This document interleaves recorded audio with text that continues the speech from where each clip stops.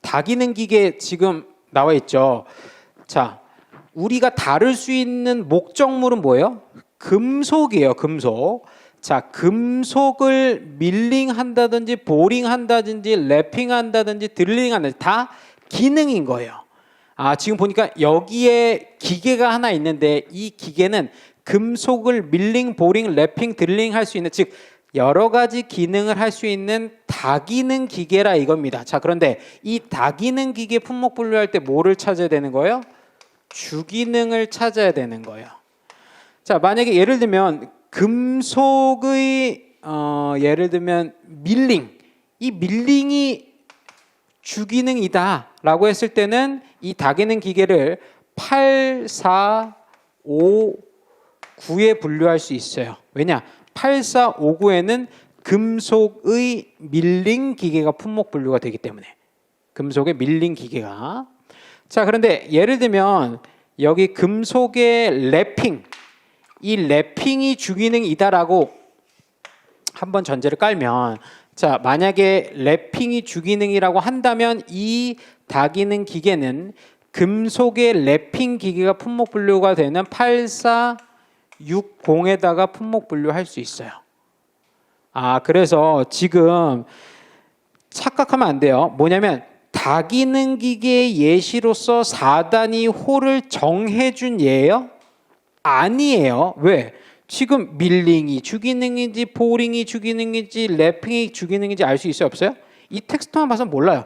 그냥 이렇게 다기능 기계 같은 경우에는 주기능에 따라서 분류를 해야 되는구나. 그 다음에 지금 해설서에서 얘기하고 있는 하나의 예시로서 여러분들께서 알고 계셔야 된다라는 겁니다. 자, 그리고 세 번째 뭐라고 되어 있냐면 주기능을 결정할 수 없는 경우라고 되어 있죠. 주기능을 만약에 못 찾으면, 못 찾을 수도 있어요, 실제로.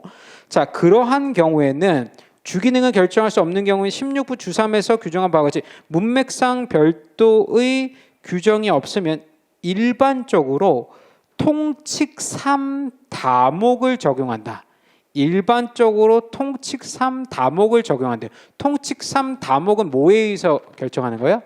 최종 호에 의해서 분류하는 거예요. 자, 지금 다기능 기계가 됐던, 사실 다기능 기계가 됐던, 지금 복합 기계가 됐던 주기능에 의해서 분류를 해야 되는데, 만약에 주기능을 못 찾겠다? 그러면 통칙 3의 다에 의해서 일반적으로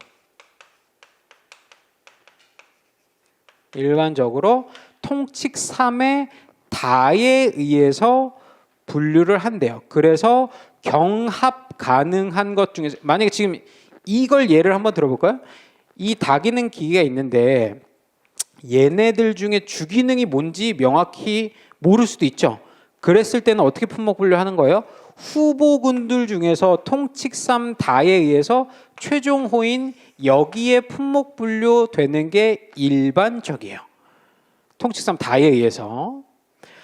자, 왜 통칙 3 다를 가야 되냐면, 우리가 다기능 기계가 있는데, 지금 다기능 기계가 있는데 이 다기능 기계의 주기능을 못 찾겠다라고 하는 건 사실 무슨 의미랑 똑같은 거예요? 16부의 주규정을 적용 못 하겠다라는 거랑 똑같은 거죠.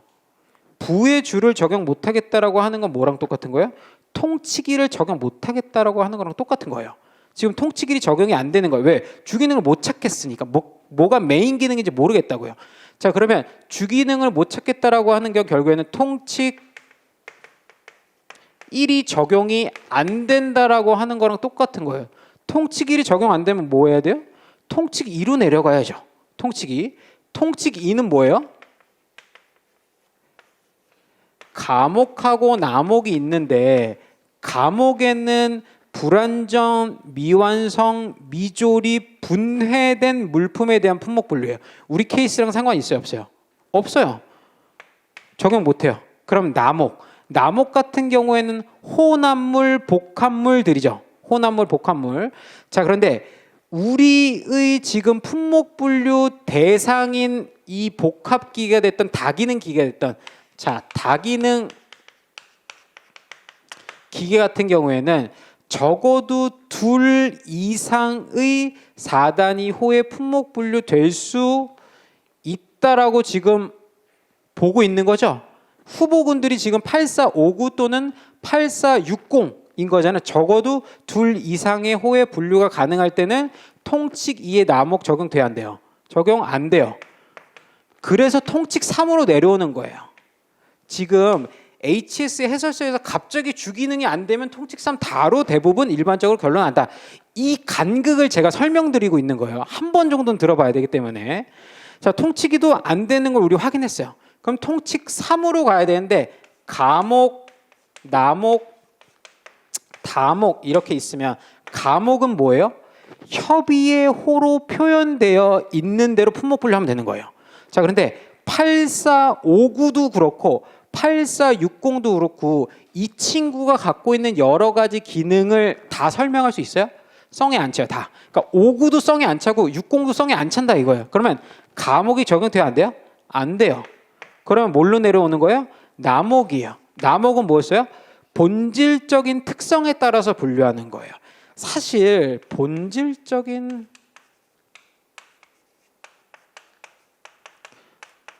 특성이라고 하는 것과 주기능이라고 하는 표현은 어떤 것 같아요?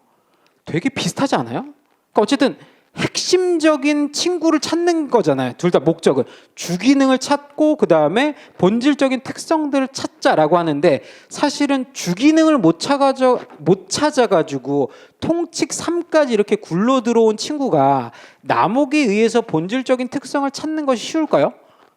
어려워요.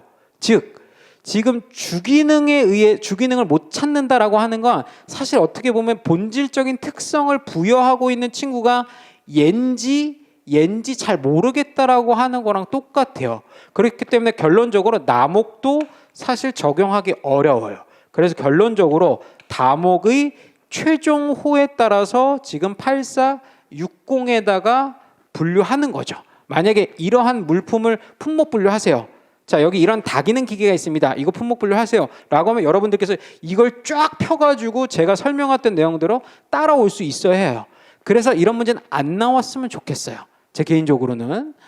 자, 이런 식으로도 어렵게 나오면 충분히 낼 수가 있습니다. 자, 지금 여러분들께서는 16부 주 3의 복합기계하고 다기능 기계를 보고 있어요. 복합기계, 다기능 기계.